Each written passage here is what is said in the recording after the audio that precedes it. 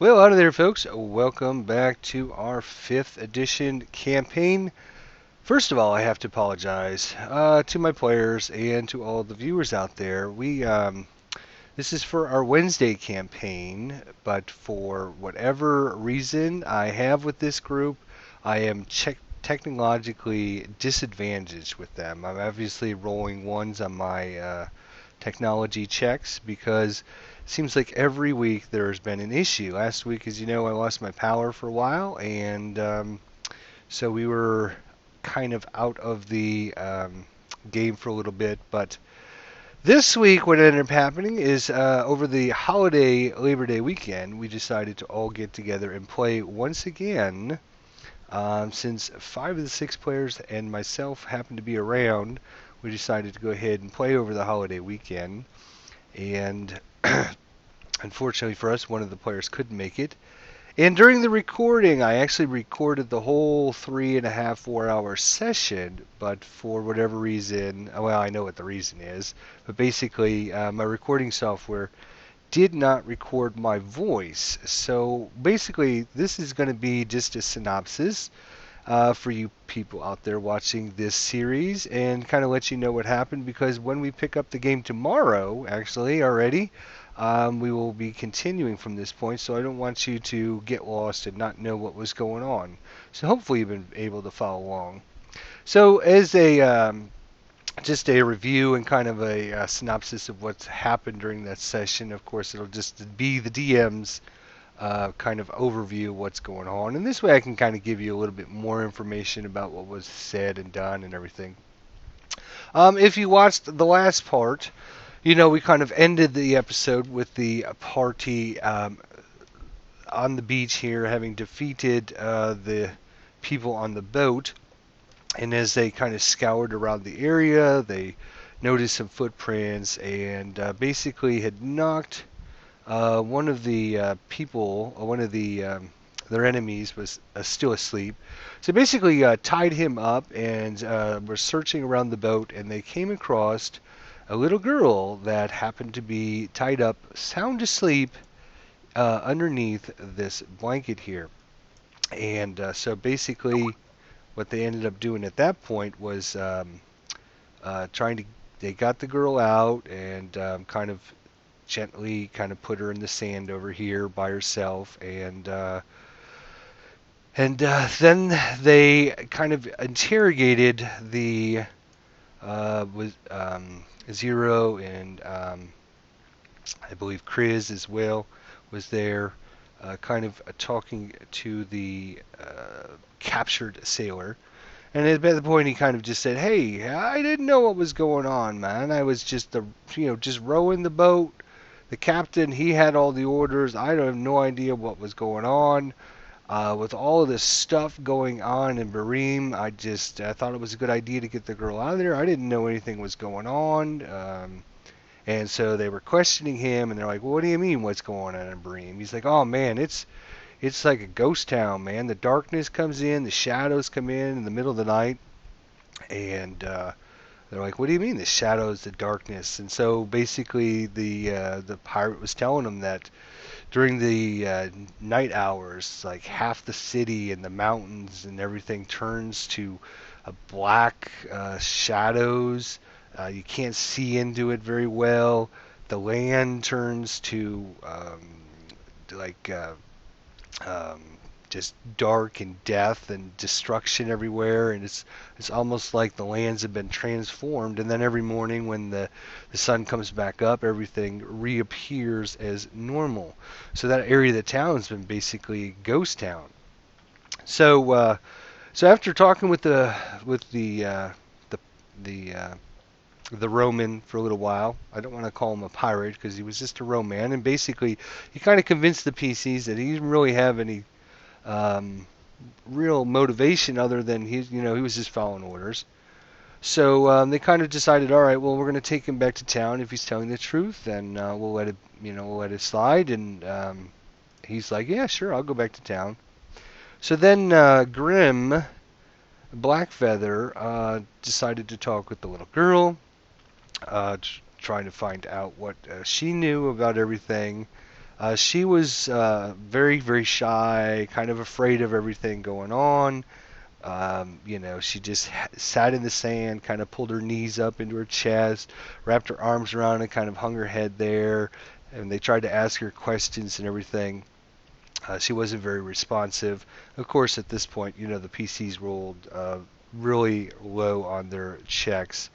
So basically, they didn't get any information out of her whatsoever. So after giving that up, Grimm decided to go ahead and join the other PCs, and Liliana, the one female of the group, decided to send the guys ahead and let her deal with the situation with the little girl. So the Romans told the group that the town was just like an hour away, up around the little hill there. And so they started traveling down, and then Liliana and the little girl would follow them to the town. And so maybe they can find out what was going on. So at that point, they entered into the town of Berem here. And this is kind of an overview of the town here. You can see some of the characters kind of spread around here. And basically, they were kind of heading up from the south to the north. And as they got to the town, um, they were greeted by one of the guards who kind of talked with them and told them, what was going on in the town a little bit, and wanted a couple silver pieces for entry into the town. And so, they kind of argued with them for a little bit and blah, blah, blah. Eventually, Liliana and the little girl ended up coming up behind them. And once the guard saw them, he's like, "Oh, I can't believe you found um, the little girl, and oh, I can't believe we thought the darkness had taken her and everything." And so the guard kind of takes her off and starts heading into the middle of the town. And of course, at that point, the party follows them, and the guard brings them over to this building here and kind of tells everybody that they're having kind of like a town meeting. All of the kind of important people, the mayor, the dwarven lords, and everybody are hanging out in here, kind of deciding about what to do about this blackness that comes every night. That uh, evil creatures are lurking around in the darkness and such. So they are in there having a meeting and trying to discuss what to go on. So the guard basically takes the little girl into the meeting because that's where her mother is, Lady Dory, who comes out after a few minutes and excuse me, talks to the party about oh my gosh, I can't believe you found my little girl. Oh, thank you so much. She's giving them all hugs. She's telling them anything they need, just let her know. Her husband will take care of them. She's I can buy you anything you need. Just let me know. She's just so happy and everything. And of course, at that point, Chris, our very charismatic player, decides to like hit on her, and of course, he tries to roll a check, and of course, he doesn't do very well on his check. So basically, she gets all kind of bent out of shape that here her wonderful heroes, the people that have saved her little girl, and now she finds out that they're, not these heroes of what she thought they were. They were just making, not everyone, but just Chris in general, kind of just disgusted her with the fact that, oh, okay, you saved my little girl, so now you're going to try and take advantage of the situation. So she storms away and kind of goes back into the meeting. At that point, one of the big dwarven with plate mail armor and shields and everything comes out and kind of talks to the PCs and lets them know basically what had happened to the town about a month ago. They had a massive earthquake, and this town is basically formed on the side of mountains side here. If we go back to our original map, for those of you who've been following along, if we go to this map here, you can kind of see if I zoom in a little bit. The town is right here on the edge of the Earthfast Mountains here. It was originally came into existence just a couple, like 8-10 years ago. It was founded by the dwarves, who had found a old mining camp and started establishing a new town for the dwarves in there, and they came across some veins of silver and ore that they started mining. And as their town grew and grew, they needed a way for their silver and ore to be shipped out. So the local merchants in the different areas from Ravens Bluff and Yarnin and even Procampier had started establishing a little base of operation, and a little town formed from it. So there's like a little town, and then that has mostly humans and some elves, some half elves, a little bit of a few halflings here or there. And then there's a whole inside the mountain, and a whole new dwarven town where some of the dwarves stay and some of the miners and such. Well, if we go back to our other map here, let's go back to this one here. So yeah, so we have this massive earthquake, lasts like 15, 20 minutes, destroys the complete underground area of the dwarves. Not all of it, but a lot of the city was just collapsed upon. Part of the mountain chain actually collapsed. Some of the mountain tops actually came down and went into the sea just up around the corner here. It was just a devastating effect. A lot of the buildings in the city got cracked, and some of them collapsed and such. And many people were killed. People were left homeless. It was just a really bad event. Well, that was kind of the first straw of what happened to Berem. About a week later, suddenly, um, the whole area starts from kind of like this area. I'll actually show you the other map to kind of give you a better view of what's going on here. So every night when the sun goes down, I'm just going to pull these PCs out of the way so you guys can see what's going on here. The whole um, southern area, actually north is to the bottom of this map, but all the southern area becomes this dark, shrouded blackness, enveils the area. And like I said, the land transforms into this death and decay, and living trees disappear and are transformed into nothing but barren stumps and such. And so basically at that point, every night this happens, and then every morning when the sun comes up, the area is transformed back into the normal look and the normal feel of what's going on. During the night hours, there's death walks amongst the shadows. They've seen creatures that have come out of the shadows, basically skeletons and such, come out, and even some of the guards that are still trying to protect and secure the area have seen demons, and even drow have been spotted.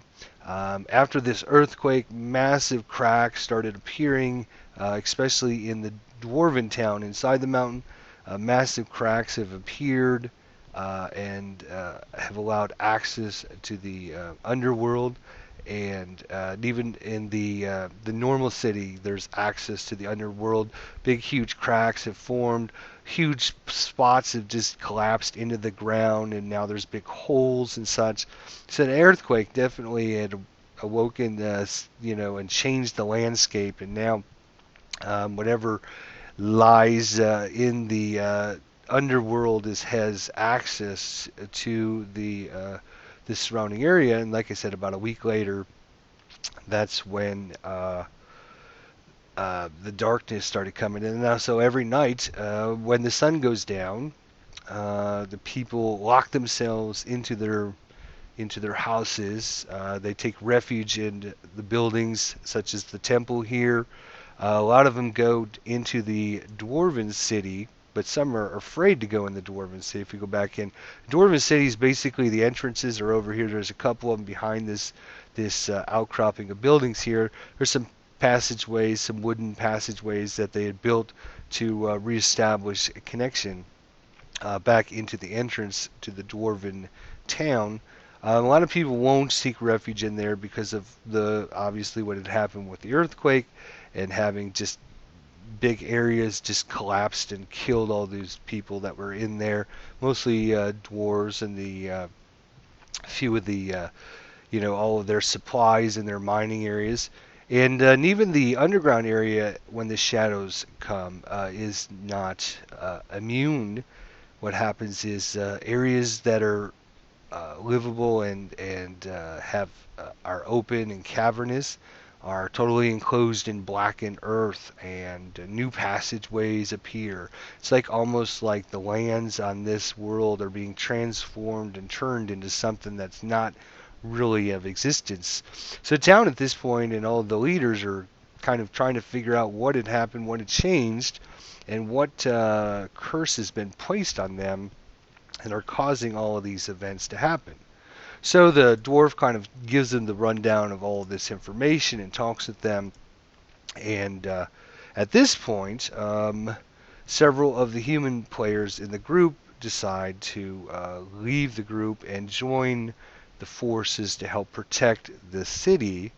And the characters that do this are Grim, Blackfeather, the human polearm master that you saw probably in the first couple episodes.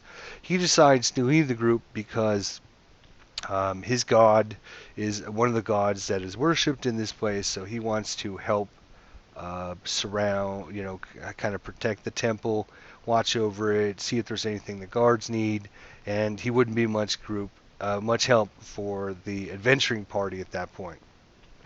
So the other player that decides to leave is Bendar Tanhill. He's also human.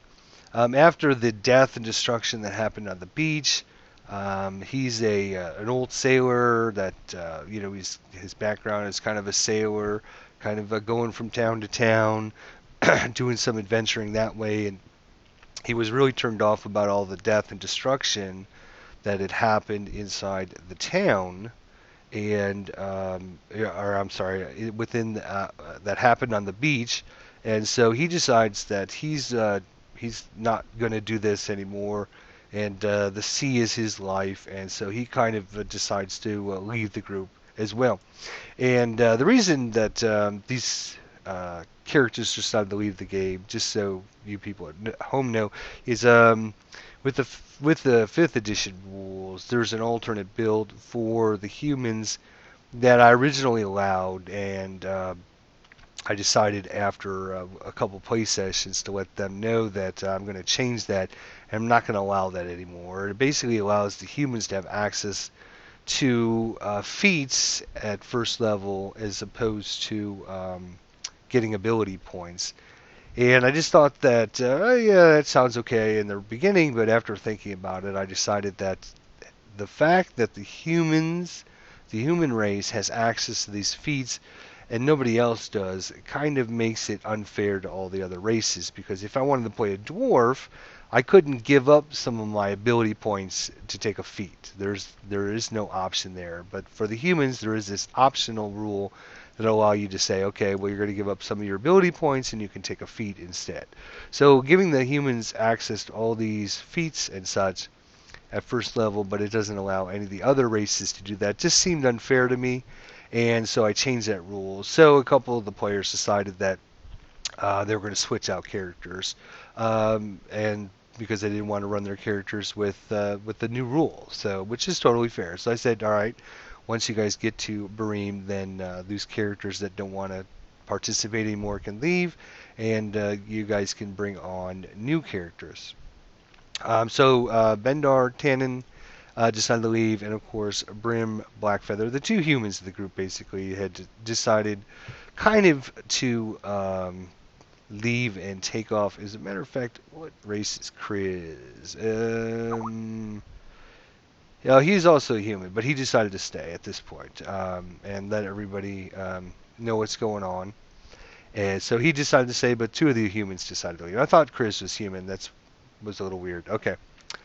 So after the dwarf talking to them and everything, they decide that they're going to go ahead and stay at the inn up here, which is up here in the north end. Again, north is towards the bottom of this map because it's kind of turned upside down. The party was traveling to the south, so south is towards the top of the map. They're going to stay at the inn down here at the bottom of the map. When they come down there, they're talking to the barkeep, and basically the barkeep introduces them to one of the new PCs. I'm sorry, one of the new characters actually, Romarin, and Stonefist, and he's been in town for a couple years now, and he is a dwarf. He works at the blacksmith shop right here at number 5, and he's always been wanting to get into adventuring, and this seems like a great opportunity to help the parties kind of figure out what was going on in the city and such. And at that point, the PCs decide to rest and kind of recuperate their strength, meet with the dwarf and talk with him, and see if he'd be willing to help them if they need anything in the area. The other new player character is going to be Thassador Galandil. Galandil. Galandil. Galandil. I think that's how you say that. Um, and he is an elven wizard that has also been in the town for a little while, kind of investigating what is going on with this darkness and the shadows and such. And he's kind of on good terms with all the locals, the mayor, and such. So he hasn't really been introduced to the group quite yet. And at this point, the PCs decide to rest at the end and kind of just see what is going on with their, what's going on around the area. Of course, they deliver the supplies that they originally had brought down. Oh, and not to forget, when they brought the other guy with them, he's currently not, has a token, that's why I forgot about him. The guard basically brought him over here. When Lady Dory came out, to talk to the PCs, uh, they're like, "Hey, what about him? He was found, with the ship," and so she starts kind of questioning him. What were you doing with my daughter? And he was like, "Hey, I'm just a Roman. I wasn't in charge or anything, ma'am. You know me. I just worked out at the docks. I'm not trying to cause any problems. Yada yada yada." And so Lady Dory just tells the guards, "Take him to prison, and we'll deal with him later. We don't have time to deal with this right now. We got more pressing issues, basically." And so the guards are kind of taking the guy away, and he's like, "Yeah, that's fine. Send me to prison. I'll last longer than all of you. I'll be in the prison, and you'll all die. That'll be just fine." As the guard kind of carries him away and takes him off to the barracks down here, where the prison is located underneath the barracks here. So that is what happened with the sailor that had accompanied the players to the current city. So the problems that the the we actually ended up playing a little bit longer than this, but because of the voice recording not working and such, I think we're going to go ahead and restart from this kind of general outline of what has recently happened, and take it from there, just so that it's easier for everyone to pick up. Like I mentioned, one of the players actually couldn't make it to the session, so we were kind of role playing his character and role playing all the other characters, and it just got to be a little bit too much. And then what had happened afterwards. This is kind of, if I was going to run a session, I would normally, the reason we're going to pick up from this part is normally if I'm running a session, I would say, okay, at this point, let's call it a night because it's a good stopping point. You've got some information. You guys have a chance to talk about what you had learned, and then you can ask some questions or tell me what you're going to do, and then we can pick it up next session. So this is kind of a good stopping point for me in that, okay, well, we're gonna you guys are now kind of hanging out at the end. You've met some of the locals. You kind of know what's going on with the earthquake. You also know about what is happening with the area around Berem every night. So you've gotten some information with that as well. We've introduced some new characters, and we've kind of exited some other characters in a reasonable manner, and makes the story and consistency of everything is intact. And so this would be a good point to stop and pick it up. So basically, the town is, again, the town is kind of just a basic seaport, little town that has, you know, uh, trying to grow, mostly merchants and seamen, and just miners and workers and blacksmiths and stuff like that. There's about only about 20 guards left on duty. Some of them obviously were killed in the earthquake, and of course they're trying to secure the outside area. The dwarves, again, were pretty devastated by this event. Three-fourths of their population was instantly killed during the earthquake. And even after the earthquake, with the shifting and manipulating of the land that happens every night when the dark and the shadows come, they've lost even more from that. Outside of town, there's a huge graveyard over in this general area down where it says the town of Berem. Down in this kind of areas, the PCs were coming into town. They noticed a huge, kind of a makeshift graveyard at this point. There's still like 8 to 10 bodies still laying on carts, waiting to be obviously taken care of and put in the ground. There's just the manpower isn't available to do that. The guards in the town are kind of doing just night shifts now because they need as much protection of the city during the night when it comes. So the guards are running really thin because there's not very many of them available to help around in this situation and to kind of help secure the area. In fact, when the darkness comes, the whole northern half, basically, if I was to draw a